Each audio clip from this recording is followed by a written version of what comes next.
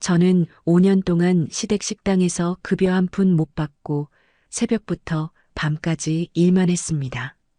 그리고 저는 결국 아이를 못 낳는다는 이유로 시어머니가 뿌리는 소금을 맞으며 쫓겨났습니다. 애도 못 낳는 애가 어디서 며느리라고? 당장 꺼져! 빗속에서 비참하게 쫓겨난 저의 뱃속에는 이미 새쌍둥이가 자라고 있었습니다. 그리고 5년 후 저는 시댁 식당의 건물주가 되어 다시 그곳에 갔습니다. 시어머니와 전 남편은 저를 보더니 귀신을 본 듯 놀랐습니다. 이야기를 시작하기 전 구독과 좋아요를 눌러주시고 계신 곳을 댓글로 알려주세요. 계신 곳으로 금빛 행운을 보내드리겠습니다. 강남 대명간의 며느리라는 이름은 수연에게 족쇄와 다름없었습니다. 새벽 5시면 어김없이 식당 주방에 서서 육수를 끓이고 점심 장사가 끝나면 시어머니의 빨래를 널었죠. 저녁 영업이 마무리되면 식당 바닥을 걸레로 닦아야 했고 그제야 집으로 돌아가 시아버지의 약을 챙기는 것까지가 수연의 하루였습니다. 5년이라는 세월 동안 월급 한 푼 받지 못한 채 그렇게 살아왔어요. 수연의 손은 이미 32살 여자의 손이 아니었습니다. 물에 불어 갈라진 손등에는 핏기가 돌지 않았고 손톱은 짧게 깎여 거칠어질 대로 거칠어졌죠. 밤마다 손에 크림을 발라봐도 소용없었어요. 그래도 수연은 불평 한마디 하지 않았습니다. 시어머니 영자가 늘 입버릇처럼 말했거든요. 가족끼리 돈 따지는 거 아니야. 영자는 자애로운 표정으로 그 말을 건넸지만 부드러운 목소리 뒤에는 날카로운 가시가 숨어 있었습니다. 수연이 혹시라도 돈 이야기를 꺼내면 영자의 눈빛은 순식간에 차갑게 변했고 그럴 때마다 수연은 제 입술을 깨물며 고개를 숙일 수밖에 없었어요. 문득 아버지의 마지막 모습이 떠올랐습니다. 암 투병으로 앙상하게 마른 손이 수연의 손을 꼭 잡았던 그날, 병실에는 소독약 냄새가 가득했죠. 아버지는 희미하게 웃으며 말씀하셨어요. 수연아, 이 땅이 결국 너를 지켜줄 거다. 경기도 외곽에 쓸모없어 보이는 맹지한 조각이었지만 아버지의 눈빛만은 너무도 간절했습니다. 수연은 그 손을 놓지 못하고 펑펑 울었고 아버지는 그렇게 눈을 감으셨어요. 그 애틋했던 기억이 수연의 가슴 한켠에 늘 묵직하게 자리하고 있었습니다. 그날도 저녁 설거지를 마치고 방으로 돌아온 수연의 눈에 재산세 고지서가 들어왔습니다. 100만 원이라는 금액이 선명하게 적혀 있었죠. 수연의 통장 잔고는 3만 원이 채 되지 않았습니다. 5년 동안 월급 한 푼 받지 못했으니 당연한 일이었어요. 한참을 망설이다가 수연은 떨리는 마음으로 남편 도윤을 찾아갔습니다. 여보, 아버지가 남기신 땅 재산세가 나왔는데 100만 원만 빌려줄 수 있어요? 도윤은 소파에 비스듬히 누워 휴대폰 게임을 하고 있었습니다. 수연의 말에 고개조차 돌리지 않다가 고지서를 보더니 그제야 귀찮다는 듯 눈을 들었죠. 도윤의 표정이 순식간에 일그러졌습니다. 애도 못 낳아서 엄마 눈치 보게 하더니 이젠 그 쓸모없는 땅 세금까지 내달라고? 꿈깨. 수연의 심장이 쿵 하고 내려앉았습니다. 불임이라는 단어가 또다시 비수가 되어 가슴에 꽂혔죠. 도윤은 콧방귀를 끼며 방으로 들어가 버렸고 수연은 한참 동안 그 자리에 멍하니 서 있었어요. 손끝이 차갑게 식어갔습니다. 결국 수연은 시어머니 영자를 찾아갔습니다. 재산세를 빌려달라고 조심스럽게 말씀드렸죠. 영자의 얼굴이 순간 굳어졌습니다. 뭐라고? 어디서 감히 집안 돈을 빼돌리려고 해?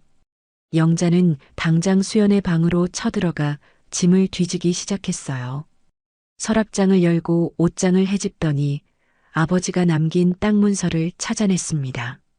영자는 그것을 낚아채 마당으로 성큼성큼 걸어나갔죠. 어머님, 그건 돌아가신 아버지가 남기신 거예요. 제발요. 수연이 뒤따라가며 애원했지만 소용없었습니다. 영자는 땅 문서를 마당 바닥에 내던지더니 굵은 소금을 한 움큼 집어 뿌렸죠. 하얀 소금 알갱이가 문서 위로 흩뿌려지는 광경을 수연은 멍하니 바라볼 수밖에 없었습니다. 애 못 낳는 년이 가져온 땅이라 재수가 더럽게 없어. 당장 꺼져. 수연은 무릎을 꿇고 땅 문서를 주워 담았습니다. 소금에 얼룩진 아버지의 유산을 가슴에 안으며 속으로 되뇌었죠. 아빠, 그냥 없는 게 나은 땅인가 봐요. 눈물이 뺨을 타고 흘러내렸지만 수연은 소리내어 울지 않았습니다. 그날 밤 도윤이 서류 봉투를 들고 방으로 들어왔습니다. 수연의 앞에 턱하고 내려놓은 것은 이혼 서류였죠. 도윤의 눈에는 냉담함만 가득했어요. 엄마 혈압 오르게 하지 말고 이참에 깔끔하게 갈라서자. 도장만 찍어. 5년이었습니다. 새벽부터 밤까지 죽어라 일하며 버텨온 5년이 고작 이 한 장의 종이로 끝나는 거였죠. 수연은 떨리는 손으로 도장을 찍었습니다. 더 이상 이 집에 붙잡혀 있을 이유도 힘도 남아있지 않았거든요. 다음 날 아침 수연은 낡은 짐 가방 하나를 들고 대명관 대문을 나섰습니다. 등 뒤로 영자의 목소리가 쏟아졌죠. 때 끊어먹을 뻔한 불길한 년. 다신 이 문턱 넘지 마. 하얀 소금이 수연의 등에 뿌려졌습니다. 수연은 뒤돌아보지 않았어요. 그저 한 발 한 발 앞으로 걸어나갔죠. 하늘에서 빗방울이 떨어지기 시작했습니다. 차가운 빗줄기가 얼굴을 때렸지만 수연은 멈추지 않았어요. 얼마나 걸었을까요? 수연은 전신줄을 붙잡고 주저앉았습니다. 참았던 울음이 터져나왔고 빗물과 눈물이 뒤섞여 얼굴을 적셨죠. 그때 갑자기 속이 뒤틀리며 지독한 헛구역질이 올라왔습니다. 어지러움에 눈앞이 아찔해졌어요. 고향으로 가는 버스에 간신히 올라탄 수연은 젖은 땅 문서를 품에 꼭 안았습니다. 창밖으로 스쳐가는 빗줄기를 바라보는데 평소에 안 하던 멀미가 밀려왔죠. 뱃속이 계속 불편했고 몸이 예전 같지 않았습니다. 수연은 당혹스러운 마음으로 배 위에 손을 올렸어요. 대체 이게 무슨 일인지 아직은 알 수 없었습니다. 빗줄기를 뚫고 도착한 고향은 수연의 기억 속 그 모습 그대로였습니다. 낮은 슬레이트 지붕과 비좁은 골목길, 그 끝에 친정엄마가 홀로 계신 단칸방이 있었죠. 수연이 문을 열고 들어서자 엄마는 설거지를 하다 말고 고개를 돌렸어요. 젖은 옷에 낡은 가방 하나만 든 딸의 모습을 본 엄마의 얼굴이 일그러졌습니다. 엄마. 수연의 목소리가 떨렸습니다. 더 이상 참을 수가 없었어요. 엄마의 품에 안긴 수연은 어린아이처럼 소리내어 울기 시작했습니다. 쫓겨났다는 말은 차마 꺼낼 수 없었죠. 엄마는 아무 말 없이 딸의 등을 토닥이며 함께 눈물을 흘렸어요. 얼마나 울었을까요? 수연은 엄마의 품에서 조금씩 숨을 고르기 시작했습니다. 엄마가 소박한 저녁상을 차려주셨습니다. 된장찌개 한 그릇과 김치, 계란말이가 전부였지만 수연에게는 5년 만에 처음 맛보는 따뜻함이었죠. 수저를 들려는데 갑자기 속이 뒤집히며 지독한 헛구역질이 올라왔습니다. 수연은 황급히 화장실로 뛰어가 변기를 붙잡고 토해냈어요. 아무것도 먹지 않았는데 구역질만 계속되었습니다. 수연아, 혹시... 엄마가 화장실 문 앞에서 조심스럽게 물었습니다. 수연은 창백한 얼굴로 고개를 저었죠. 불임이라고 했잖아요. 그런데 엄마의 눈빛은 확신에 차 있었어요. 며칠 전에 꿈을 꿨단다. 내 아빠가 환하게 웃으면서 너를 부르더구나. 그런데 갑자기 황금빛 호랑이 3마리가 내 품 안으로 뛰어들었어. 너무 선명해서 꿈인지 생시인지 헷갈릴 정도였다. 수연의 심장이 두근거리기 시작했습니다. 엄마는 수연의 손을 꼭 잡으며 말했죠. 내일 병원 가보자. 엄마 느낌이 틀린 적 없어. 다음 날 아침 수연은 엄마와 함께 낡은 산부인과를 찾았습니다. 초음파 기계의 낡은 소리가 진료실에 울려 퍼졌죠. 의사 선생님이 화면을 들여다보더니 눈을 크게 떴습니다. 새쌍둥이에요. 축하드립니다. 수연의 머릿속이 하얘졌습니다. 불임이라며 나를 쫓아냈는데 5년 동안 아이를 못 낳는다고 구박받았는데 수연의 손이 떨리기 시작했어요. 엄마가 수연의 어깨를 꼭 안아주었습니다. 아빠가 보낸 거야. 황금 호랑이 3마리잖아. 수연은 초음파 사진을 받아들고 한참을 멍하니 바라보았습니다. 작은 점 같은 세 개의 생명이 거기 있었죠. 경이로움과 두려움이 동시에 밀려왔어요. 시댁 식구들이 알면 당장 아이들을 빼앗으러 올 게 뻔했습니다. 영자의 목소리가 귓가에 생생하게 들렸죠. 때 끊어먹을 뻔했다고. 그 여자가 손주를 포기할 리 없었어요. 집으로 돌아온 수연은 엄마와 마주 앉았습니다. 두 사람은 오랫동안 침묵했죠. 엄마가 먼저 입을 열었어요. 더 먼 곳으로 가자. 아무도 찾을 수 없는 곳으로. 수연은 고개를 끄덕였습니다. 아이들을 지키려면 완전히 숨어야 했어요. 정체를 감추고 다시 시작해야 했죠. 수연은 소금으로 얼룩진 땅 문서를 꺼내 펼쳐놓았습니다. 아버지의 지장 자국이 선명하게 찍혀 있었어요. 수연은 마른 수건으로 문서를 조심스럽게 닦아냈습니다. 아빠가 준 이 땅은 짐인데 아빠가 준 이 아이들은 축복일까요? 수연의 목소리가 가늘게 떨렸습니다. 통장 잔고는 3만 원이 채 안 됐고 당장 내일 먹을 것도 막막했죠. 아이 셋을 어떻게 키워야 할지 막막함이 밀려왔어요. 수연은 땅 문서를 다시 접어 가슴에 품었습니다.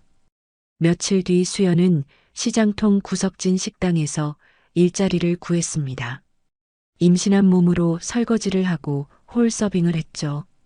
배가 점점 불러오는데도 쉴 수가 없었어요. 매일 저녁집에 돌아오면 발목이 퉁퉁 부어올랐고 허리는 끊어질 듯 아팠습니다.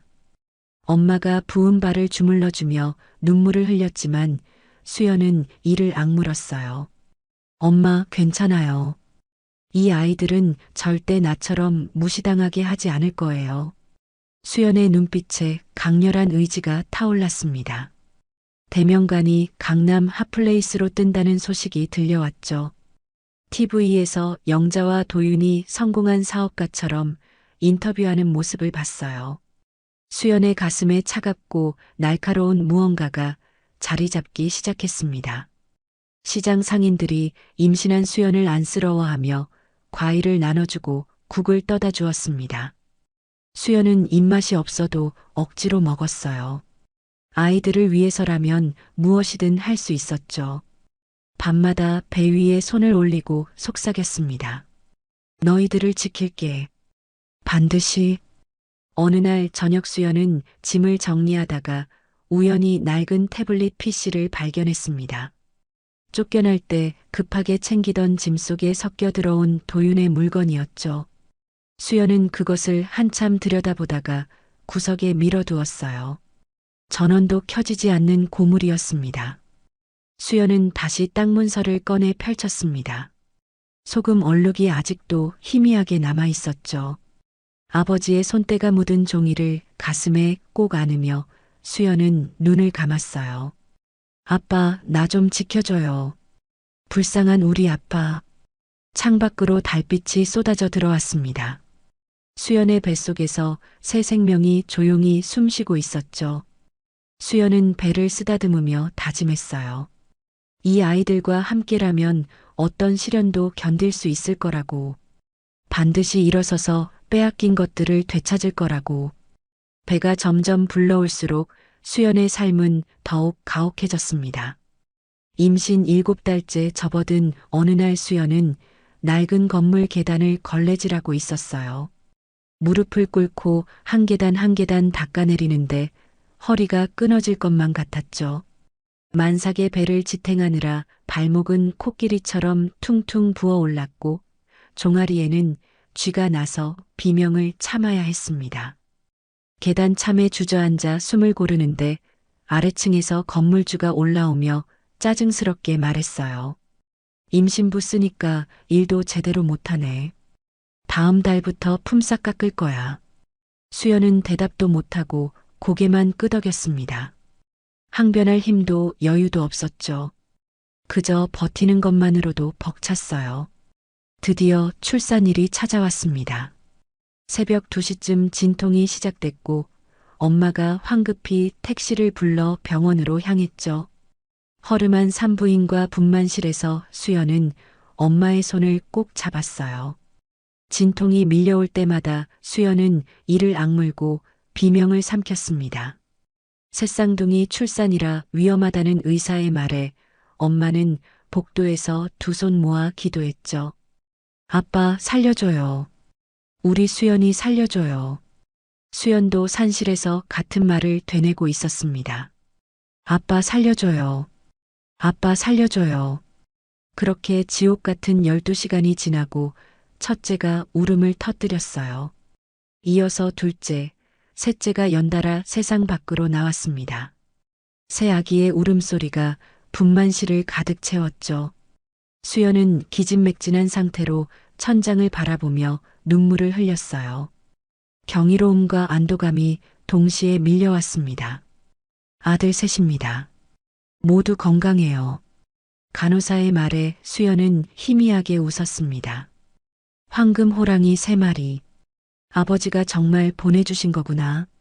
수연은 작고 보드라운 아기들을 품에 안았어요. 이 작은 생명들을 지켜야 한다는 책임감이 가슴을 짓눌렀지만 동시에 살아갈 이유가 생겼다는 안도감도 찾아왔습니다. 퇴원 후 엄마의 단칸방으로 돌아온 수연은 현실과 마주해야 했습니다. 좁은 방 안에서 새 아기가 동시에 울음을 터뜨리면 귀가 멍멍해질 정도였죠. 분유값이 만만치 않았어요. 하루에 6번씩 3명분의 분유를 타야 했는데 통장 잔고는 바닥이 보였습니다. 수연은 분유통 뒷면의 조유 설명을 보며 물을 조금씩 더 섞기 시작했어요. 아이들이 배고파하지 않을 만큼만 그렇게 최대한 아껴가며 먹였습니다. 그럴 때마다 가슴이 찢어지는 것 같았죠. 미안해, 미안해. 엄마가 이것밖에 못해줘서. 수연은 잠든 아이들의 작은 얼굴을 내려다보며 속으로 되뇌었습니다. 밤마다 새 아기의 숨소리를 들으며 한숨도 자지 못하고 부업 봉투를 붙였어요. 한 봉투당 50원. 1000개를 붙여야 5만 원이었습니다. 손가락이 풀칠에 짓무르고 눈꺼풀이 무거워도 멈출 수가 없었죠. 어느 날 막내가 고열로 축 늘어졌습니다. 이마를 짚어보니 뜨겁게 달아올라 있었어요. 수연은 급히 약국으로 뛰어갔지만 해열제 한 병 살 돈조차 없었습니다. 약사가 동정 어린 눈빛으로 외상을 허락해줬고 수연은 고개를 깊이 숙이며 감사하다고 말했죠. 그날 저녁 집으로 돌아오니 우편함에 재산세 고지서가 또 꽂혀 있었어요. 100만 원. 수연은 그 종이를 구겨 쥐고 바닥에 주저앉았습니다. 아빠, 정말 이 땅이 나를 지켜주는 거 맞아요? 차라리 돈이라도 됐으면 좋았을 텐데. 수연은 처음으로 아버지를 원망했습니다. 땅을 팔려고 부동산을 찾아갔지만 아무도 거들떠보지 않았어요. 맹지라서 건물도 못 짓고 농사도 못 짓는 쓸모없는 땅이라는 말만 들었죠. 수연은 망연자실했습니다. 아버지가 마지막 순간까지 지키려 했던 게 고작 이런 땅이었나 싶어 속상해서 견딜 수가 없었어요. 그래도 아이들은 건강하게 자라주었습니다. 그게 유일한 희망이었죠. 수연은 새벽같이 일어나 시장 식당에서 일하고 저녁에는 편의점 야간 알바를 했어요. 엄마가 아이들을 돌봐주는 동안 수연은 쉬지 않고 일했습니다. 3년이 흘렀지만 새 옷 한 벌 사본 적이 없었어요. 아이들 옷이 작아지면 기워서 입혔고 신발이 다르면 접착제로 붙여가며 신겼습니다. 어느 날 저녁 편의점 카운터에 앉아 있는데 TV에서 대명관 특집 방송이 나왔습니다. 강남 맛집으로 소개되며 영자와 도윤이 환하게 웃고 있었죠. 도윤은 양복을 차려입고 성공한 사업가처럼 인터뷰를 했어요. 가족이 힘을 합쳐 일군 결과입니다. 수연의 손이 떨렸습니다. 가족이라고요? 5년 동안 무급으로 부려먹고 쫓아낸 사람한테? 수연은 눈물도 나오지 않았어요. 그저 차갑고 서늘한 감정만 가슴속에 자리 잡았습니다. 밤마다 수연은 땅 문서를 펴놓고 한참을 바라보았습니다. 소금 얼룩이 여전히 희미하게 남아 있었죠. 아빠가 나를 정말 사랑했다면 이런 시련을 주진 않았을 거야. 절망의 말을 내뱉으면서도 수연은 문서를 찢지 못했습니다. 아버지의 손때 묻은 지장 자국을 보면 차마 그럴 수가 없었어요. 수연은 문서를 다시 접어 서랍 깊숙이 넣었습니다. 짐 속에 섞여 있던 도윤의 낡은 태블릿도 여전히 구석에 방치돼 있었습니다. 전원을 켜볼 생각조차 들지 않았죠. 그저 먼지만 쌓여갔어요. 가장 어두운 새벽 4시쯤 수연은 아이들의 고른 숨소리를 들으며 작은 창문 밖을 바라보았습니다. 동이 트기 전 가장 깜깜한 순간이었죠. 수연은 두 손을 꼭 쥐며 속으로 다짐했어요. 조금만 더 버티자. 조금만 더. 첫째가 뒤척이며 작은 손을 뻗었습니다. 수연은 그 손을 꼭 잡아주었어요. 따뜻하고 부드러운 손이었죠. 이 손을 놓지 않기 위해서라면 어떤 고통도 견딜 수 있을 것 같았습니다. 수연은 아이의 이마에 입을 맞추며 눈을 감았어요. 내일도 버텨야 했고 모레도 버텨야 했습니다. 언젠가는 이 지독한 가난에서 벗어날 수 있을 거라는 희미한 희망을 품은 채 어느 날 아침 수연은 편의점 야간 근무를 마치고 집으로 돌아오는 길이었습니다. 버스 안 TV에서 뉴스 속보가 흘러나오고 있었죠. 정부가 국가전략산업단지를 발표한다는 내용이었어요. 수연은 피곤한 몸을 이끌고 창밖을 바라보다가 무심코 화면을 보았습니다. 지도가 나오며 빨간 원으로 표시된 지역이 보였죠.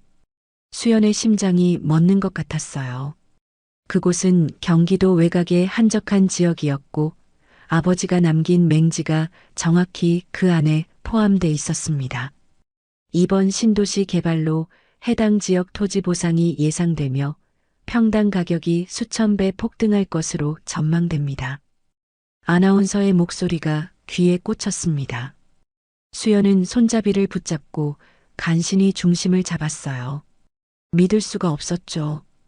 그 쓸모없다던 땅이 갑자기 금맥이 된다니. 버스에서 내리자마자 수연은 뛰기 시작했습니다.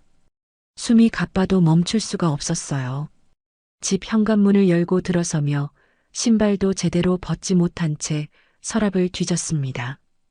땅 문서를 꺼내 펼쳤죠. 떨리는 손으로 집원을 확인하고 또 확인했어요. 틀림없었습니다. 엄마, 엄마. 수연의 외침에 엄마가 아이들을 재우던 방에서 놀라 나왔습니다. 수연은 문서를 내밀며 TV를 켰어요. 마침 재방송으로 같은 뉴스가 나오고 있었죠. 이거 봐요. 아빠 땅이 신도시 안에 들어갔어요. 엄마는 안경을 쓰고 문서를 들여다보더니 TV 화면을 번갈아 보았습니다.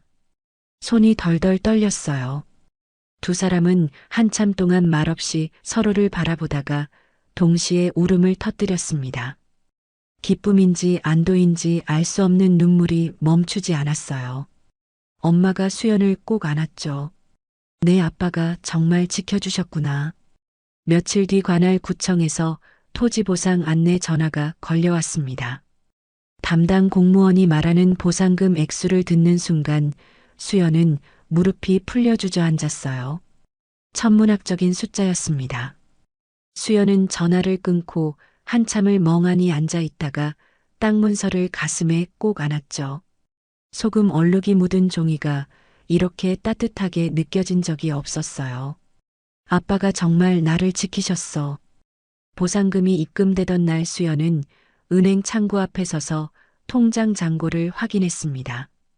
숫자를 세고 또 세어도 믿기지 않았어요.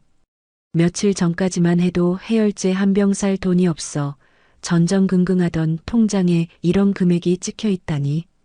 수연은 통장을 펴서 다시 한번 확인했습니다. 손가락으로 숫자를 짚어가며 세었죠. 억 단위를 넘어서는 금액이었어요. 수연은 통장을 꼭 쥐고 은행 밖으로 나와 하늘을 올려다보았습니다. 맑은 하늘 너머 어딘가에서 아버지가 웃고 계실 것만 같았죠. 아빠 고마워요. 정말 고마워요. 수연은 엄마와 함께 아버지 묘소를 찾아갔습니다.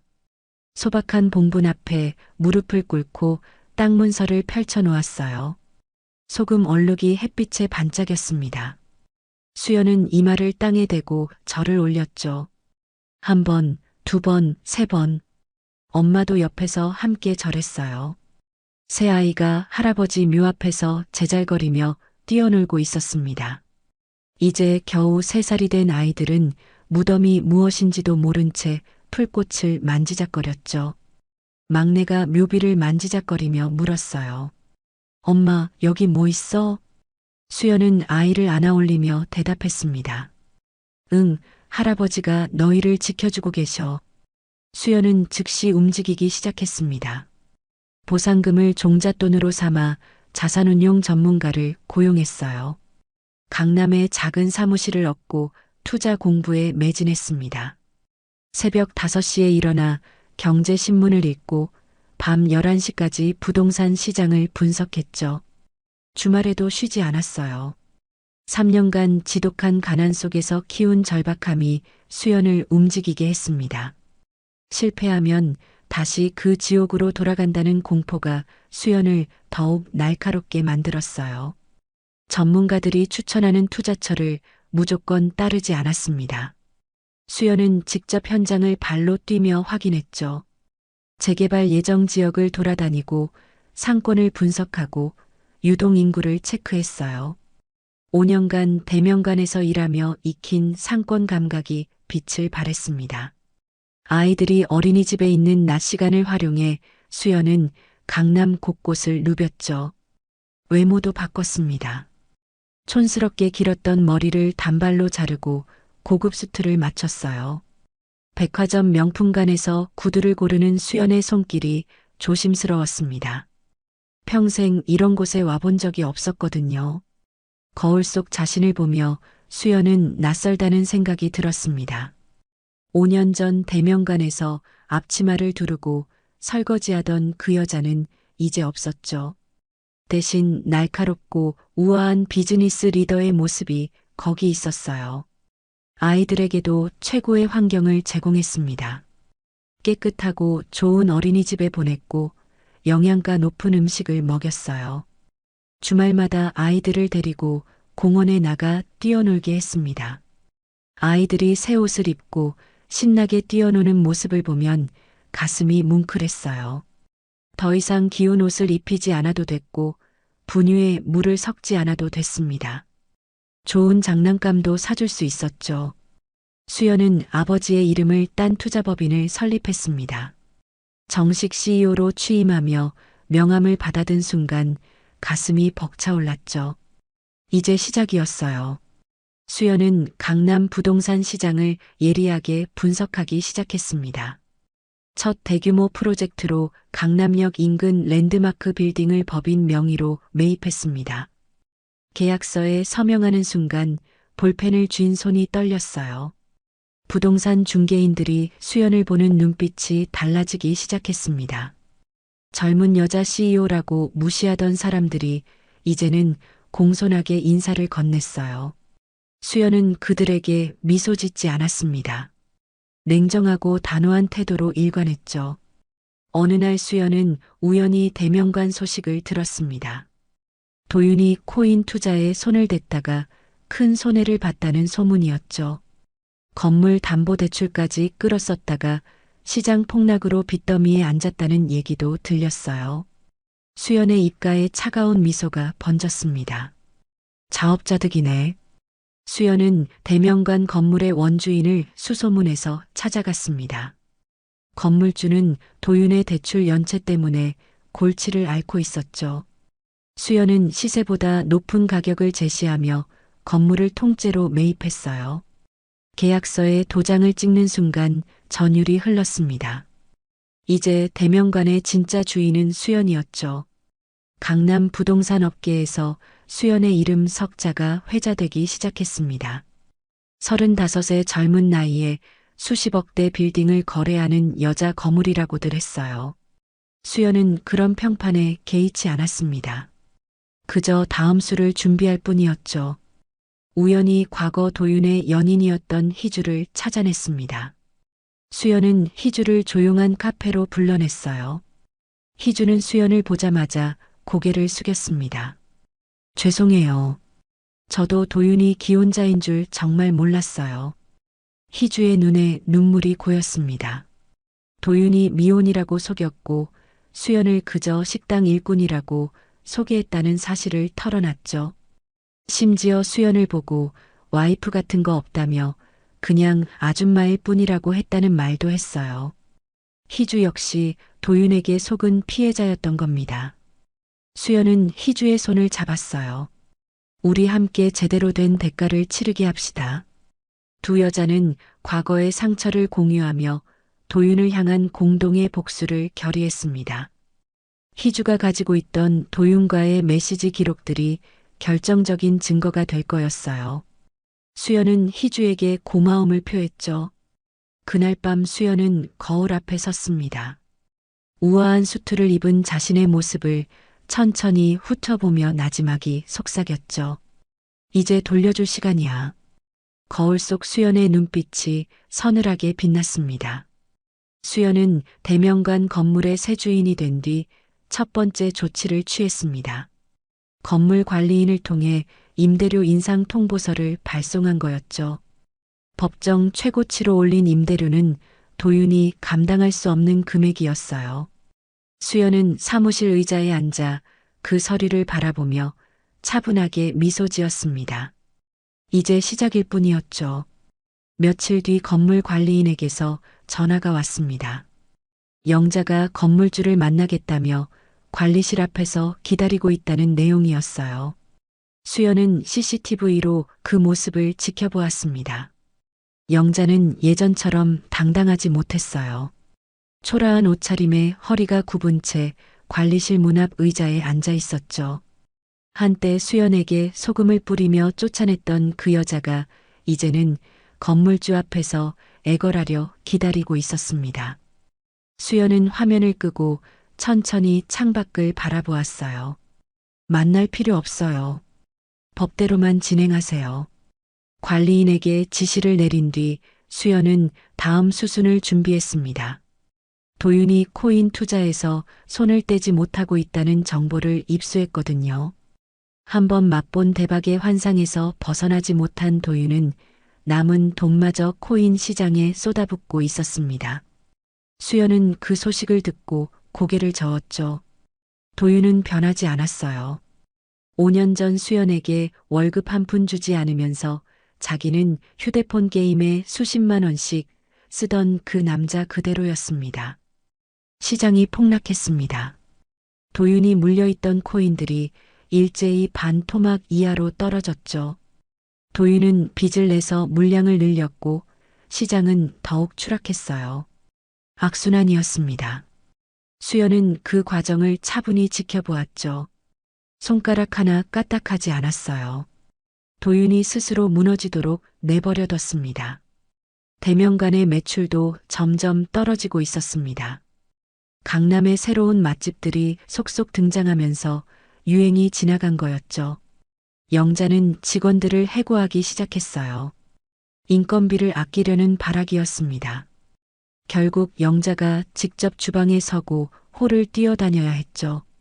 60이 넘은 나이에 새벽부터 밤까지 일하는 영자의 모습이 CCTV에 잡혔습니다.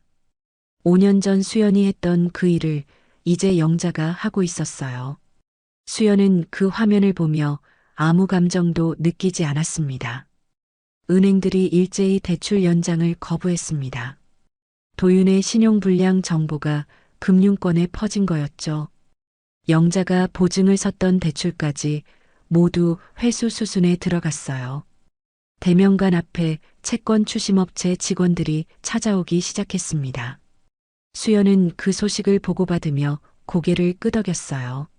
한편 수연은 새 아이들에게 최고의 교육을 제공하고 있었습니다. 아이들은 이제 4살이 되어 말도 제법 했고 호기심도 많아졌죠. 수연은 아이들과 함께 미술관에 가고 도서관에 갔어요. 주말마다 좋은 경험을 쌓아주려 애썼습니다. 아이들이 엄마 손을 잡고 웃으며 걷는 모습을 보면 가슴이 벅찼어요. 엄마, 아빠는 어디 있어? 첫째가 어느 날 물었습니다. 어린이집 친구들이 아빠 얘기를 하는 걸 듣고 궁금해진 거였죠. 수연은 아이를 안아올리며 부드럽게 말했어요. 너희 할아버지가 남겨주신 사랑으로 너희가 자라는 거야. 그것만으로도 충분하지? 아이는 고개를 끄덕이며 수연의 목에 팔을 감았습니다. 수연은 아이의 등을 토닥이며 창밖을 바라보았어요. 강남의 빌딩들이 햇살을 받아 반짝이고 있었습니다. 도윤의 내연녀가 있었다는 사실도 뒤늦게 알게 됐습니다. 희주 말고도 또 다른 여자가 있었던 거였죠. 그 여자는 도윤이 파산했다는 소식을 듣자마자 연락을 끊고 잠적했어요. 도윤은 그 여자를 찾아다니며 매달렸지만 소용없었습니다. 수연은 그 얘기를 듣고 비웃음을 흘렸죠. 사람은 똑같은 걸 되풀이하는구나. 시댁의 자금줄이 완전히 말라갔습니다.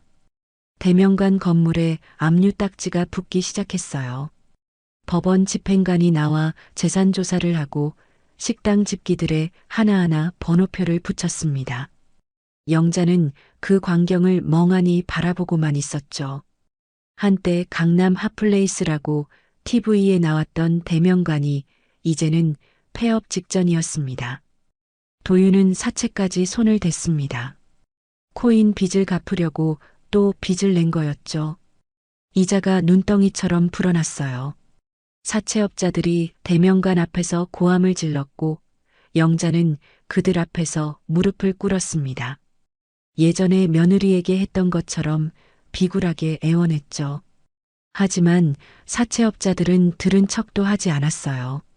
어느 날 영자가 수연의 회사 로비에 나타났습니다. 건물주가 누군지 모른 채 투자 상담을 받으러 온 거였죠. 로비 소파에 앉아 있는 영자를 수연은 사무실 창문 너머로 내려다보았어요. 영자는 초라한 가방을 무릎에 올려놓고 불안한 표정으로 주변을 두리번거렸습니다. 수연을 전혀 알아보지 못했어요. 수연은 비서에게 지시했죠. 상담 불가라고 전하세요. 영자는 로비에서 쫓겨났습니다. 경비원에게 이끌려 나가는 영자의 뒷모습이 처량했어요. 수연은 그 모습을 끝까지 지켜보았습니다. 대명관 퇴거 명령서가 최종 승인을 받았습니다. 법원에서 명도 소송 판결이 나온 거였죠. 수연은 그 서류에 도장을 찍었어요. 손끝에서 서늘한 전율이 느껴졌습니다. 5년 전 빗속에서 쫓겨나던 그날의 기억이 선명하게 떠올랐죠. 등에 뿌려졌던 소금의 따가움, 영자의 악담, 도윤의 냉담한 눈빛. 그 모든 것이 지금 이 순간을 위한 것이었어요.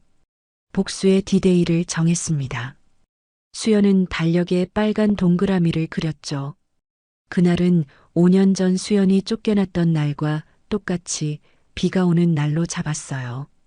일부러 기상청 예보를 확인하며 날짜를 맞췄습니다. 수연은 사무실 의자에 앉아 강남 거리를 내려다보았습니다. 차창 밖으로 보이는 빌딩들 사이로 대명관이 있는 골목이 어렴풋이 보였어요. 수연은 창문에 이마를 대고 나지막이 속삭였습니다. 아빠, 이제 정말 시작할게요. 저녁 노을이 강남을 붉게 물들이고 있었습니다. 수연의 눈빛은 그 어느 때보다 차갑고 단호했죠. 대명간 폐업 강제 집행일 아침은 흐린 날씨로 시작됐습니다. 수연이 의도한 대로 비가 내리기 시작했죠. 5년 전 쫓겨나던 그날처럼 차가운 빗줄기가 강남 거리를 적셔내렸어요. 수연은 새하얀 수트를 입고 거울 앞에 섰습니다. 단발머리를 매끄럽게 넘기고 명품 구두끈을 조였죠. 거울 속 자신을 보며 깊게 숨을 들이쉬었어요. 오늘이 바로 그날이었습니다. 건물 지하 주차장에는 벤츠 마이바흐 S클래스가 기다리고 있었습니다. 뒤이어 지박엔 4대가 호위 차량으로 대기하고 있었죠. 경호원들이 일렬로 서서 수연을 기다렸어요. 수연이 차에 오르자 차량 행렬이 천천히 움직이기 시작했습니다. 빗속을 뚫고 대명관이 있는 골목으로 향했죠. 대명관 앞 골목은 이미 법원 집행관들과 경찰들로 붐비고 있었습니다. 영자와 도윤은 식당 문 앞에서 어쩔 줄 몰라 하고 있었어요. 도윤의 얼굴은 수척하게 야위었고 영자의 머리카락은 반쯤 휘어져 있었습니다. 두 사람 모두 초라한 옷차림이었죠. 벤츠 행렬이 골목 입구에 나타나자 사람들이 웅성거리기 시작했습니다. 이런 고급 차량들이 이 좁은 골목에 들어오는 건 처음 보는 광경이었거든요. 영자가 차량을 보더니 눈이 휘둥그레졌어요. 투자자 회장님이 오셨나 봐. 도윤아, 어서 나가봐. 영자는 도윤의 팔을 잡아 끌며 버선발로 튀어나왔습니다. 건물을 살려줄 투자자가 온 줄 알았던 거였죠. 두 사람은 비를 맞으며 차 앞으로 달려갔어요. 영자가 차 앞에서 허리를 깊이 숙이며 외쳤습니다. 회장님, 제발 저희 얘기 좀 들어주세요. 도윤도 옆에서 고개를 조아렸습니다. 비에 젖은 두 사람의 모습이 처량했어요. 경호원들이 차에서 내려 영자와 도윤을 밀쳐냈습니다. 단호하고 차가운 태도였죠. 비키세요. 방해하지 마시고. 영자가 경호원의 팔을 붙잡으려 했지만 경호원은 가차없이 그녀를 밀어냈습니다. 영자는 비 오는 길바닥에 주저앉았어요. 도윤이 황급히 엄마를 일으켰지만 두 사람은 차 바퀴 앞에서 꼼짝도 하지 못했습니다. 차 문이 천천히 열렸습니다. 먼저 보인 것은 하얀 명품 구두였어요. 구두 굽이 영자의 코앞에 닿을 듯 말 듯한 거리에 놓였습니다. 영자는 그 구두를 올려다보며 침을 꿀꺽 삼켰죠. 수연이 천천히 차에서 내렸습니다. 우산을 든 경호원이 재빨리 수연의 머리 위로 우산을 펼쳤어요. 수연은 선글라스를 쓴 채 영자를 내려다보았습니다. 5년 전 이 자리에서 소금을 뿌리며 쫓아냈던 그 여자가 이제는 자신의 발밑에서 떨고 있었죠. 수연은 천천히 선글라스를 벗었습니다. 빗물이 얼굴을 적셔도 화장은 무너지지 않았어요. 영자의 눈이 점점 커졌습니다. 수연의 얼굴을 확인하는 순간 영자는 입을 떡 벌린 채 얼어붙었어요. 귀신을 본 사람처럼 온몸이 부들부들 떨리기 시작했습니다. 너가, 수연이? 영자의 목소리가 갈라졌습니다. 도윤도 수연의 얼굴을 보고는 뒤로 비틀거렸어요. 손에 쥐고 있던 술병이 바닥에 떨어져 산산조각 났습니다. 파편들이 비 오는 길바닥에 흩어졌죠. 수연은 미소 한 점 없는 얼굴로 영자를 내려다보며 입을 열었습니다. 어머님, 저 왔어요. 세금 100만 원이 없어서 쫓겨난 그 며느리가 이제 이 빌딩 주인이 됐네요. 영자는 바닥을 긁으며 뒤로 물러났습니다. 입술이 파르르 떨리며 제대로 된 말이 나오지 않았어요. 내가 어떻게? 수연은 대답하지 않았습니다. 그저 차갑게 영자를 내려다볼 뿐이었죠. 도윤이 비틀거리며 수연에게 다가왔어요. 옷소매를 잡으려고 손을 뻗었습니다. 수연아, 내가 잘못했어. 우리 다시. 경호원이 즉시 도윤의 팔을 제압했습니다. 도윤은 바닥에 무릎을 꿇었고 경호원의 소나기에서 신음을 흘렸죠. 수연은 도윤을 한번 흘깃보고는 고개를 돌렸어요. 당신 인생 다 팔아도 2차 범퍼 하나 못 갚아요. 수연의 목소리는 차갑고 담담했습니다. 주변 상인들과 행인들이 몰려들기 시작했어요. 모두들 휴대폰을 꺼내 이 충격적인 장면을 촬영하기 시작했습니다. 강남 대명간의 몰락과 복수극이 실시간으로 생중계되는 거였죠. 수연은 대명간의 낡은 간판을 천천히 올려다보았습니다. 빗물에 젖어 녹슨 글자들이 흐릿하게 보였어요. 수연이 간판을 가리키며 말했습니다. 오늘로 이 더러운 이름도 끝이에요. 영자가 바닥에서 기어오르며 울부짖기 시작했습니다. 손으로 땅을 치며 괴성을 질렀지만 수연은 눈 하나 깜짝하지 않았어요. 수연은 뒷좌석을 향해 손을 뻗었습니다. 애들아, 이리 와. 마이바흐의 뒷좌석 문이 열렸습니다. 거기서 내리는 것은 기품 있는 리넨 수트를 입은 새 아이였죠. 이제 4살이 된 새쌍둥이들은 엄마의 손을 잡고 차에서 내렸습니다. 우산을 든 경호원들이 아이들 곁을 지켰어요. 영자는 아이들의 얼굴을 보는 순간 숨이 멎는 것 같았습니다. 입을 벌린 채 아이들을 빤히 쳐다보았죠. 도윤도 첫째 아이의 얼굴을 보고는 얼어붙었어요. 어머니, 저의 얼굴이 제 어린 시절이랑 똑같아요. 영자의 손이 부들부들 떨렸습니다. 새 아이의 얼굴에서 시부와 아들의 흔적을 발견한 거였죠. 3년 전 쫓아낸 수연이 그때 이미 임신한 상태였다는 걸 깨달았어요. 영자는 비명을 지르며 기어왔습니다. 내 새끼들, 우리 가문 3대 독자들, 한 번만 안아보자. 제발. 영자가 짐승처럼 울부짖으며 아이들에게 달려들려고 했습니다. 경호원들이 즉시 영자를 제압했어요. 영자는 흙바닥에 얼굴이 처박힌 채 발버둥 쳤습니다. 수연은 아이들을 자기 등 뒤로 숨겼죠. 막내가 수연의 옷자락을 잡으며 물었습니다. 엄마, 저 할머니는 왜 울어? 이어서 둘째가 물었어요. 우리가 도와줘야 하는 가난한 사람이야? 영자는 그 말을 듣는 순간 영혼이 무너지는 것 같았습니다. 손주에게 할머니가 아니라 구제 대상으로 취급받는 거였죠. 영자는 땅바닥에 이마를 찌우며 통곡했어요. 수연은 아이들의 손을 꼭 잡고 도윤을 차갑게 내려다보았습니다. 이 애들은 법적으로 이시예요. 당신들 같은 채무자와는 성씨부터가 다르죠. 수연은 땅 문서 사본을 영자의 발치에 조용히 떨어뜨렸습니다. 소금 얼룩이 묻은 그 문서가 빗물에 젖어갔어요. 영자는 그것을 보며 오열했습니다. 그 순간 크레인이 움직이기 시작했습니다. 대명간의 낡은 간판이 뜯겨나가기 시작했죠. 쇠줄이 간판을 감아 올렸고 간판은 공중에서 흔들리다 바닥으로 떨어졌어요. 쾅 하는 소리와 함께 간판이 산산조각 났습니다. 대명간이라는 이름이 완전히 사라지는 순간이었죠. 수연은 그 광경을 담담하게 지켜보았습니다. 빗속에서 무너지는 시댁의 모든 것을 충격이 가시기도 전에 수연은 아이들을 차 쪽으로 데려갔습니다. 새 아이는 고급 가죽 시트에 앉아 창밖을 내다보았습니다. 영자와 도윤의 처참한 모습이 아이들의 눈에 들어왔죠. 영자는 바닥에 엎드린 채 아이들을 향해 손을 뻗었습니다. 진흙탕에 범벅이 된 손이었어요.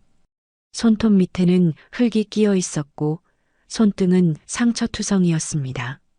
한때 며느리에게 소금을 뿌리던 그 손이 이제는 손주를 향해 애걸하고 있었죠.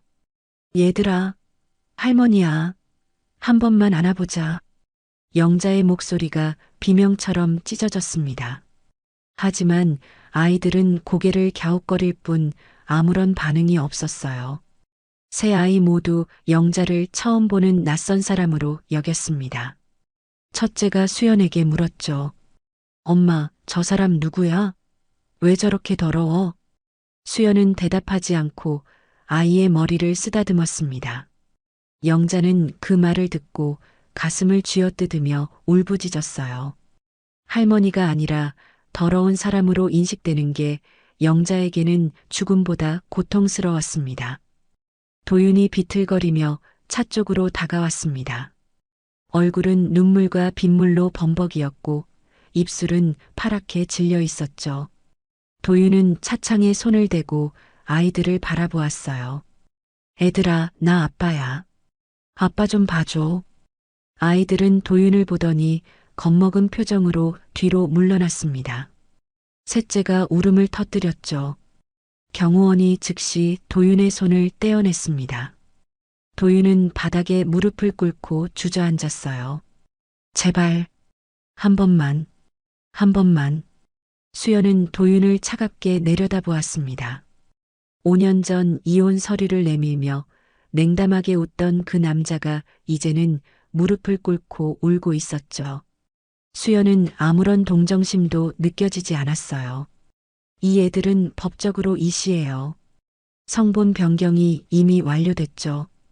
당신들 같은 채무자와는 아무 관계도 없어요. 수연의 목소리는 칼날처럼 날카로웠습니다. 도윤은 그 말을 듣고 고개를 떨구었어요. 영자가 다시 기어오며 소리쳤습니다. 법이 뭐가 중요해? 피는 속일 수 없어. 저 애들은 우리 핏줄이야. 수연은 영자를 향해 한 걸음 다가갔습니다.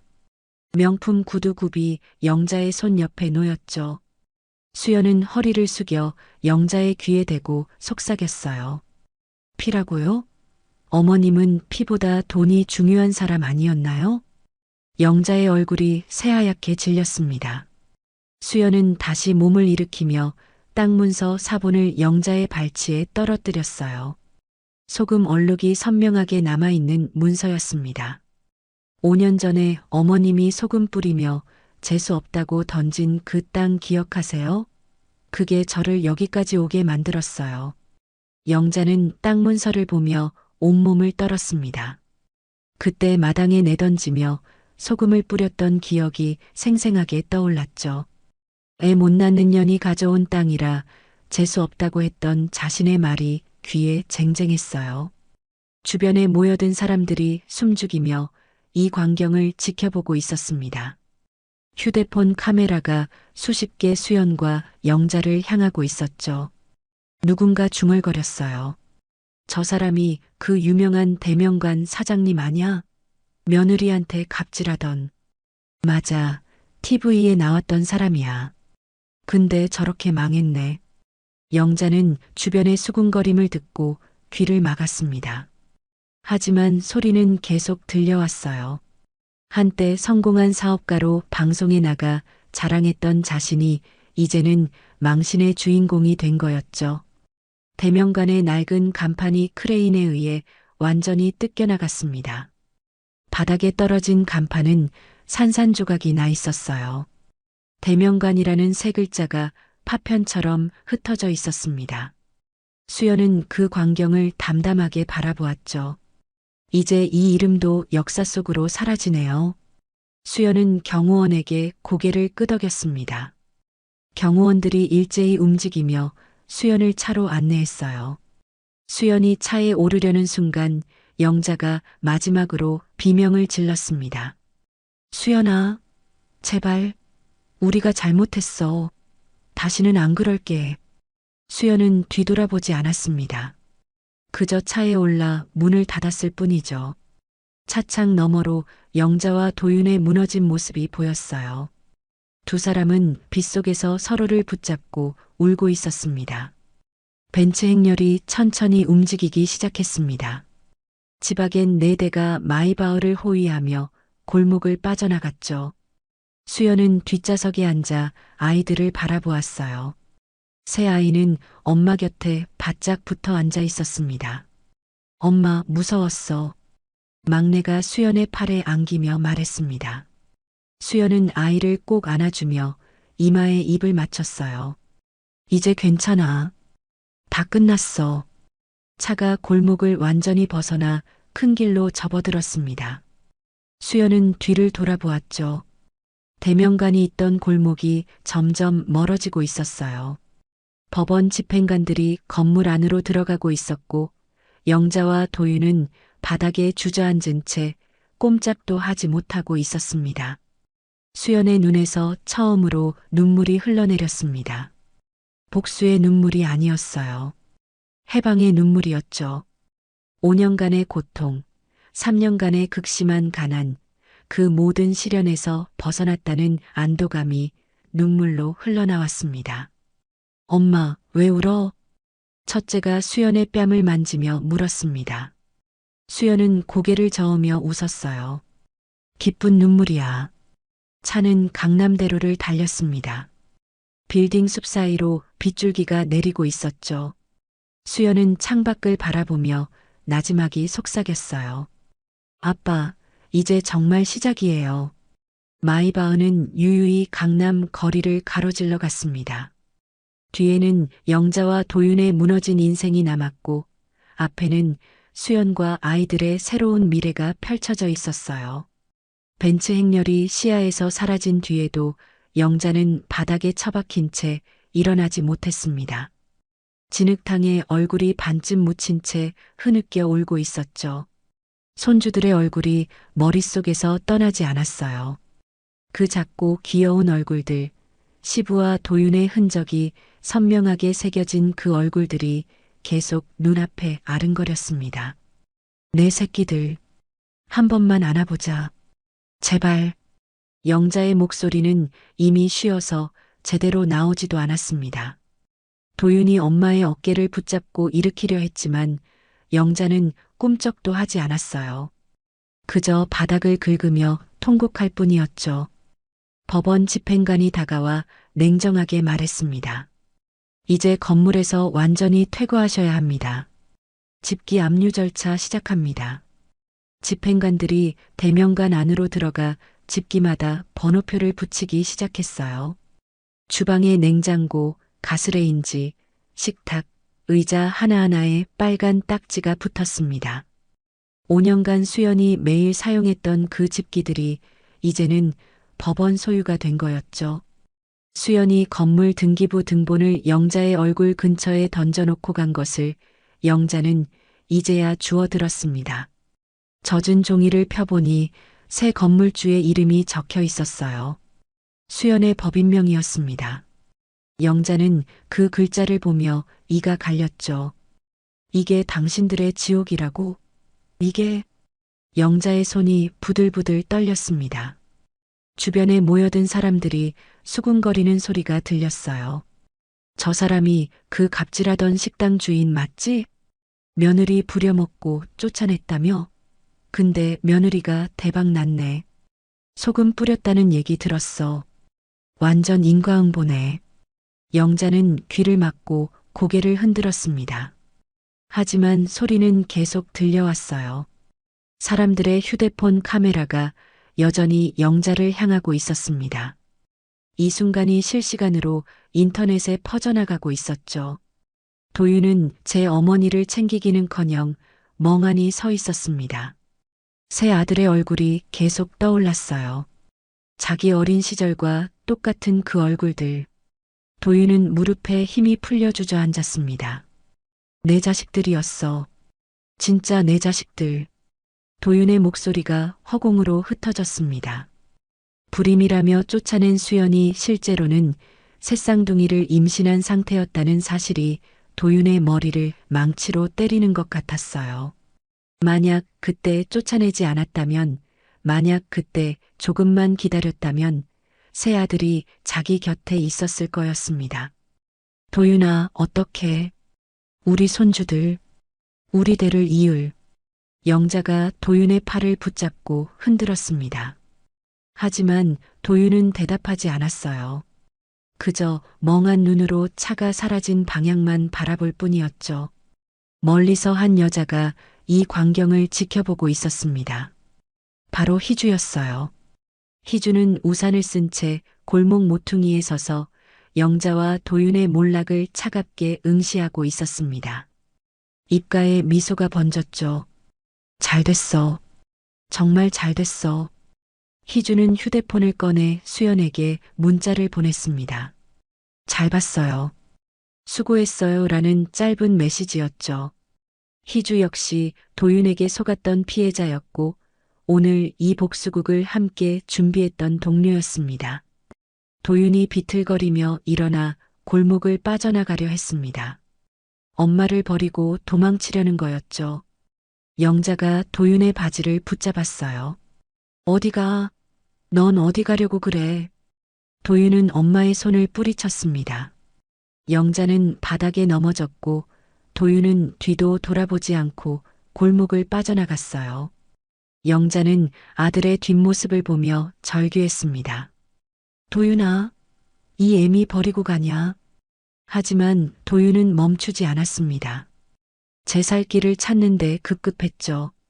도윤이 향한 곳은 사채업자들을 피해 숨을 곳을 찾는 거였어요. 골목을 벗어나자마자 희주가 나타났습니다. 오빠 어디가?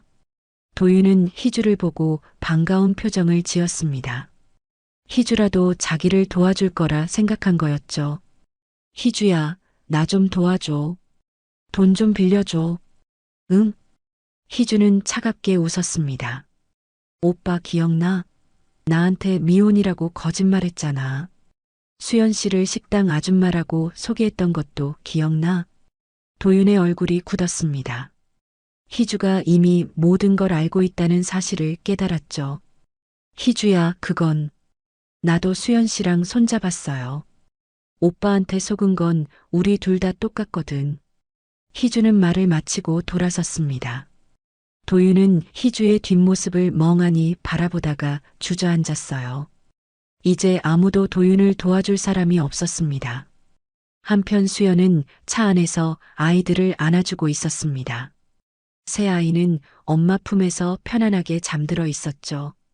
수연은 아이들의 얼굴을 하나하나 들여다보며 속삭였어요. 이제 다 끝났어. 정말 다 끝났어. 차창 밖으로 강남의 빌딩들이 스쳐 지나갔습니다.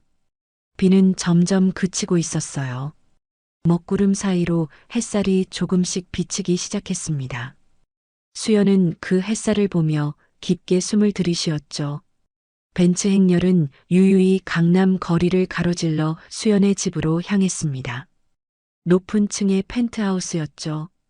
아이들이 뛰어놀 수 있는 넓은 거실과 각자의 방이 있는 곳이었어요. 수연은 창밖을 내다보며 혼잣말처럼 중얼거렸습니다. 아빠 봤죠?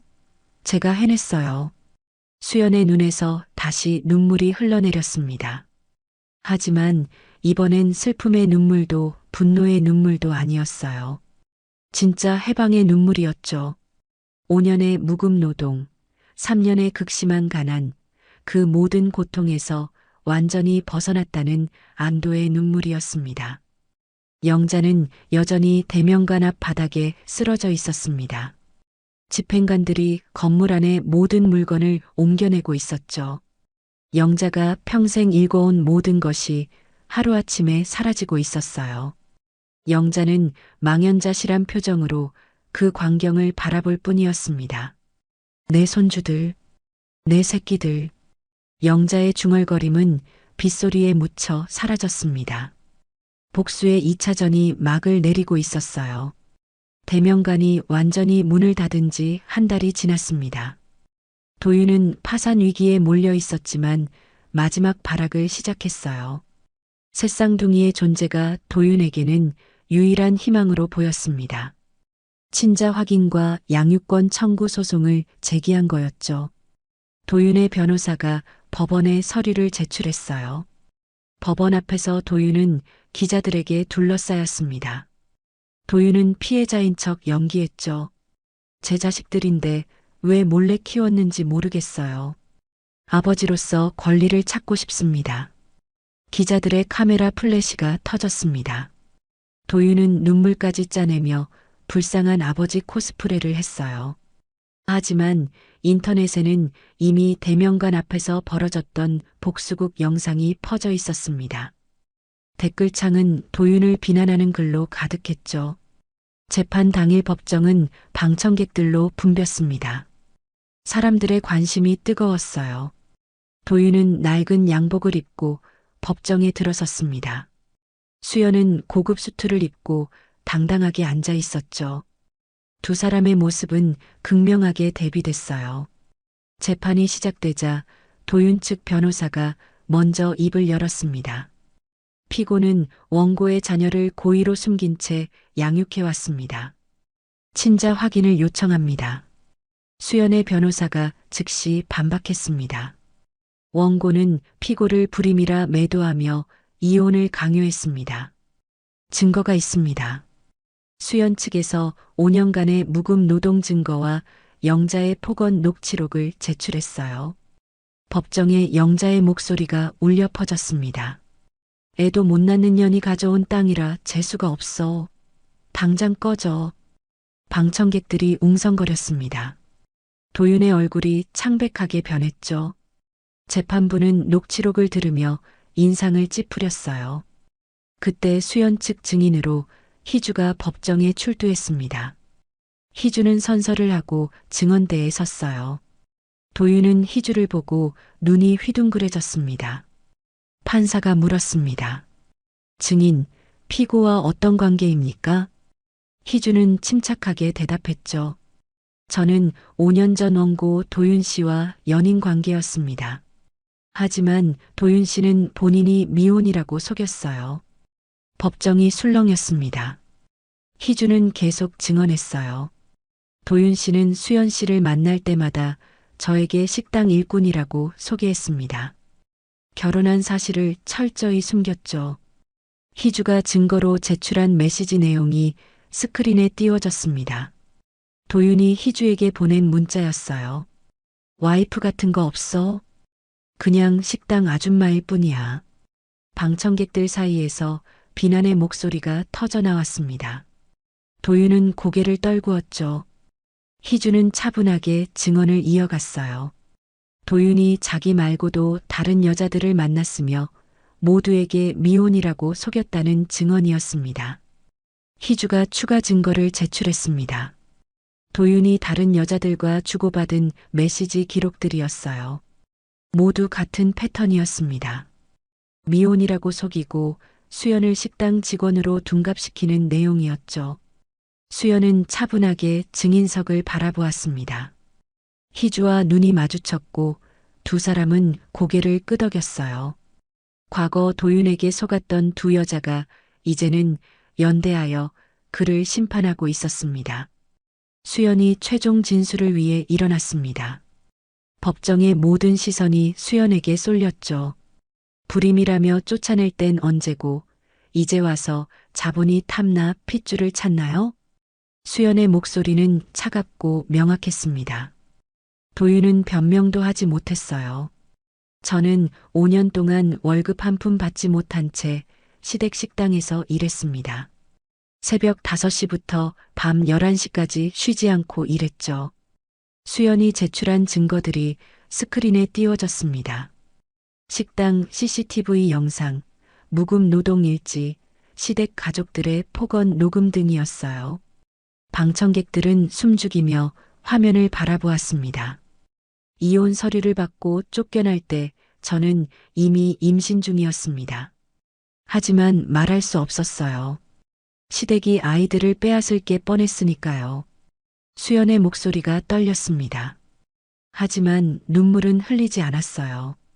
수연은 도윤을 똑바로 바라보며 말했죠. 새 아이를 혼자 키우며 지독한 가난을 견뎠습니다. 분유에 물을 섞어 먹이고 아픈 아이 약값도 없어 울었어요. 방청석에서 흐느끼는 소리가 들렸습니다. 재판부도 숙연한 표정이었죠. 포렌식으로 복구한 도윤의 낡은 태블릿 자료도 제출됐습니다. 그 안에는 도윤이 다른 여자들과 주고받은 사진과 메시지가 가득했어요. 심지어 수연과 결혼한 상태에서 다른 여자와 호텔에 간 영수증까지 있었습니다. 재판부는 모든 증거를 검토한 뒤 판결을 내렸습니다. 원고의 고의적인 기만과 경제적 파탄을 근거로 원고의 모든 청구를 기각합니다. 방청석에서 박수가 터져 나왔습니다. 도윤은 고개를 떨군 채 일어나지 못했어요. 판사가 덧붙였습니다. 피고 자녀들의 성본 변경이 이미 합법적으로 완료된 점을 확인하며 원고의 친권은 인정하지 않습니다. 추가로 영자와 도윤에게 아이들에 대한 영구 접근 금지 명령이 내려졌습니다. 반경 100m 이내 접근 금지였죠. 위반 시 형사 처벌을 받게 되는 강력한 명령이었어요. 판결 후 법원 복도에서 영자가 수연에게 달려들었습니다. 수연아, 제발 손주들 얼굴 한 번만 보게 해줘. 경호원들이 즉시 영자를 제지했습니다. 수연은 영자를 차갑게 내려다보았죠. 나를 가족으로 생각한 적 없던 당신들, 이제 평생 죄책감 속에 서로를 탓하며 굶주리세요. 수연의 목소리는 얼음장처럼 차가웠습니다. 영자는 바닥에 주저앉아 통곡했어요. 도윤은 복도 구석에서 멍하니 서 있었습니다. 법원을 나서는 수연을 희주가 기다리고 있었습니다. 두 여자는 포옹했죠. 수연과 희주는 함께 법원 계단을 내려갔습니다. 기자들의 플래시가 터졌지만 두 사람은 당당하게 걸어 나갔어요. 도윤에게 속았던 두 여자가 이제는 승리자가 되어 있었습니다. 차에 오른 수연은 창밖을 바라보았습니다. 법원 건물이 점점 멀어지고 있었죠. 수연은 깊게 숨을 들이쉬며 눈을 감았어요. 이제 정말 끝났어. 대명관 건물이 철거됐습니다. 중장비가 건물을 무너뜨리는 동안 영자와 도윤은 멀리서 그 광경을 지켜볼 수밖에 없었어요. 한때 강남 핫플레이스였던 대명관은 잔해 더미로 변했습니다. 그 자리에 새로운 건물이 들어서기 시작했죠. 수연이 설립한 미혼모 자립 지원 재단 건물이었어요. 재단의 이름은 아버지의 함자를 따서 지었습니다. 수연은 건물 준공식에서 아버지의 사진을 가슴에 품고 눈물을 흘렸죠. 5년 전 암 투병으로 불쌍하게 눈을 감았던 아버지가 이제야 명예를 회복하는 순간이었어요. 수연은 아버지 사진에 대고 속삭였습니다. 아빠, 이제 됐어요. 아빠 이름으로 많은 사람들을 도울게요. 희주가 수연의 옆에 섰습니다. 두 여자는 함께 재단을 운영하기로 했어요. 도윤에게 속았던 두 피해자가 이제는 같은 상처를 가진 여성들을 돕는 일을 시작한 거였죠. 재단은 미혼모들에게 직업 교육을 제공하고 아이들을 안전하게 돌볼 수 있는 공간을 마련했습니다. 수연이 겪었던 그 지독한 가난을 다른 사람들은 겪지 않도록 하기 위한 곳이었어요. 재단 개소식 날 많은 기자들이 모였습니다. 수연은 단상에 올라 연설했죠. 저는 5년간 무급 노동을 하며 인간 이하의 취급을 받았습니다. 새 아이를 혼자 키우며 극심한 가난 속에서 죽고 싶었던 적도 있었어요. 수연의 목소리가 떨렸습니다. 하지만 끝까지 또박또박 말했어요. 하지만 아버지가 남겨주신 사랑이 저를 일으켜 세웠습니다. 이제 저는 그 사랑을 다른 분들께 나누고 싶습니다. 방청석에서 박수가 터져 나왔습니다. 수연의 새 쌍둥이 아들들이 앞줄에 앉아 엄마를 바라보고 있었어요. 이제 5살이 된 아이들은 엄마가 자랑스럽다는 듯 환하게 웃었습니다. 한편 영자와 도윤은 강남 고시원을 전전하고 있었습니다. 좁은 방 하나에 두 사람이 붙어 살았죠. 도윤은 사채 빚에 시달리며 편의점 야간 알바를 했어요. 영자는 식당 설거지 일을 하며 하루하루 근근히 버텼습니다. 5년 전 수연이 했던 그 일을 이제는 영자가 하고 있었어요. 밤마다 영자는 텔레비전을 켰습니다. 뉴스에서 수연의 재단 소식이 나왔죠. 대한민국을 대표하는 사회적 기업가로 수연이 소개됐어요. 화면 속 수연은 우아하고 당당했습니다. 새쌍둥이 아들들이 엄마 옆에서 환하게 웃고 있었죠. 영자는 그 모습을 보며 가슴을 쥐어뜯었어요. 내 손주들, 우리 가문의 핏줄. 영자는 매일 밤 그렇게 중얼거리며 울었습니다. 도윤은 구석에 쪼그려 앉아 소주를 마셨어요. 두 사람은 서로를 탓하며 싸웠습니다. 내가 며느리를 그렇게 함부로 대해서 이렇게 됐다고, 내가 아들을 제대로 못 키워서 이렇게 됐다고. 고시원 벽은 얇아서 옆방 사람들이 다 들을 정도로 목소리가 컸죠. 수연이 남긴 땅은 아버지의 숲이라는 이름의 공원이 됐습니다. 신도시 한가운데 자리한 넓은 공원이었어요. 시민들이 자유롭게 산책하고 아이들이 뛰어노는 공간이었죠. 공원 입구에는 수연 아버지의 이름이 새겨진 표지석이 서 있었습니다. 수연은 아이들과 함께 그 공원을 자주 찾았어요. 엄마, 여기가 할아버지 땅이었어? 첫째가 물었습니다. 수연은 고개를 끄덕이며 아이의 손을 잡았죠. 응, 할아버지가 너희를 위해 남겨주신 거야. 아이들은 공원을 신나게 뛰어다녔습니다. 수연은 벤치에 앉아 그 모습을 바라보았어요. 5년 전 빗속에서 쫓겨나던 그날이 떠올랐습니다. 소금을 뿌리던 영자의 모습, 냉담하게 이혼 서류를 내밀던 도윤의 얼굴, 그 모든 게 이제는 먼 과거처럼 느껴졌어요. 어느 날 영자가 폐지를 주우러 강남 거리를 돌아다니고 있었습니다. 허리가 굽은 채 리어카를 끌고 다녔죠. 대형 전광판에서 재단 홍보 영상이 흘러나왔어요. 수연과 새쌍둥이가 함께 웃으며 걷는 모습이었습니다. 영자는 전광판을 올려다보며 멈춰 섰어요. 손주들의 얼굴이 너무나 선명하게 보였습니다. 영자는 제 손등을 깨물며 통곡했죠. 내가 미쳤었어. 내가 정말 미쳤었어. 지나가던 사람들이 영자를 이상하게 쳐다보았습니다. 하지만 아무도 신경 쓰지 않았어요. 영자는 그저 폐지를 줍는 가난한 노인일 뿐이었으니까요. 수연은 새쌍둥이와 함께 아버지 묘소를 찾았습니다. 명절도 아닌데 묘소를 찾은 건 마지막 보고를 올리기 위해서였어요. 수연은 아버지 묘 앞에 무릎을 꿇고 절을 올렸습니다. 아이들도 엄마를 따라 고개를 숙였죠. 아빠, 이제 됐어요. 아빠가 나 지켜준 거 이제 알 것 같아요. 수연의 눈에서 눈물이 흘러내렸습니다. 하지만 슬픔의 눈물은 아니었어요. 감사의 눈물이었죠. 아버지가 남긴 땅이 정말로 수연을 지켜줬습니다.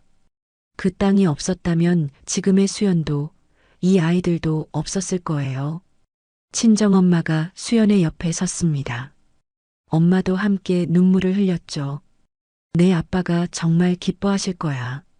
수연은 엄마의 손을 꼭 잡았습니다. 새쌍둥이가 수연과 할머니를 껴안았어요. 진정한 가족의 온기가 거기 있었습니다. 며칠 뒤 재단 행사가 열렸습니다. 수연은 아이들의 손을 잡고 단상에 올랐어요. 수백 명의 사람들이 박수를 보냈습니다. 수연은 마이크를 잡고 말했죠. 저는 시댁 식구들을 용서하지 않았습니다. 하지만 더 이상 그들에게 신경 쓰지도 않습니다. 수연의 목소리는 단호했습니다. 그들은 제 인생에서 완전히 지워졌어요. 이제 저는 앞만 보고 갈 겁니다. 무관심의 복수가 완성되는 순간이었습니다. 영자와 도윤은 수연의 인생에서 존재하지 않는 사람들이 됐어요. 수연에게 가장 잔인한 복수는 그들을 기억하지 않는 것이었습니다. 행사가 끝나고 수연은 아이들과 함께 아버지의 숲으로 향했습니다. 노을이 지는 언덕에서 아이들이 달려왔어요. 엄마 사랑해. 세 아이가 동시에 외쳤습니다. 수연은 아이들을 꼭 안아주었죠. 과거의 고통은 이제 추억이 됐고 앞에는 빛나는 미래가 펼쳐져 있었어요. 수연은 아이들의 손을 잡고 천천히 걸어갔습니다.